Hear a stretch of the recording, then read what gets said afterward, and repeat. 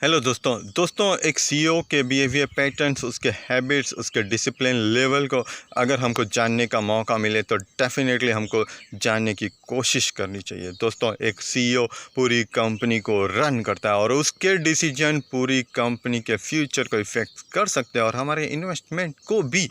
तो डेफिनेटली हमको जानने की कोशिश करनी चाहिए। दोस्तों, जल्दी उठना कोई बहुत बड़ी बात नहीं है, बट शेड्यूल से उठना और शेड्यूल से जीना डेफिनेटली एक बहुत बड़ा डिसिप्लिन है और डिसिप्लिन में बहुत बड़ी ताकत होती है। वॉरेन बफेट तो डिसिप्लिन के बारे में इतना तक कहते हैं कि for making money we need not to be more intelligent, we need to be more discipline.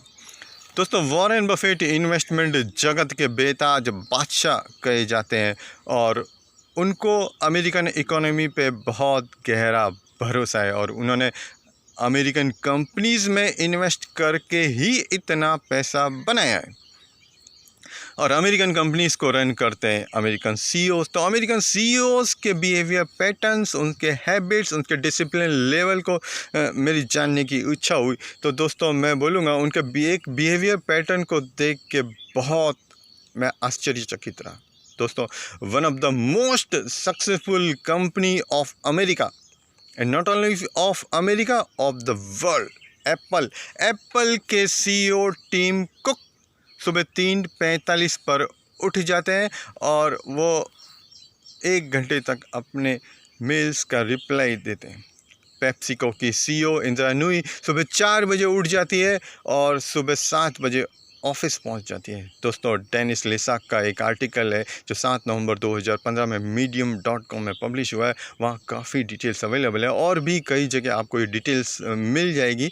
कुछ डिटेल्स मैं आपके साथ शेयर करना चाहूँगा। दोस्तों, जनरल मोटर के सीईओ मैरी बारा सुबह 6 बजे ऑफिस पहुँच जाती है। AOL के सीईओ टिम आर्मस्ट्रॉन्ग सुबह 5 बजे उठते हैं। जीरोक्स के सीईओ उर्सुला बंस सुबह 5:15 पे। जी के सीईओ जेफ जेमलेट सुबह 5:30 बजे उठते हैं। फिएट क्रिस्टलर के सीईओ सर्जियो सुबह 3:30 बजे उठते हैं। पिमको के बिल क्रॉस सुबह 4:30 बजे। वर्जिन ग्रुप के रिचर्ड ब्रेंसन 5:45 पर। वर्जिन अमेरिका के डेविड कुश 4:15 पे। डिज्नी के सीईओ बॉब इगर 4:30 पर। पेप्सिको के फॉर्मर सीईओ स्टीव रेनमंड सुबह 5:30 बजे।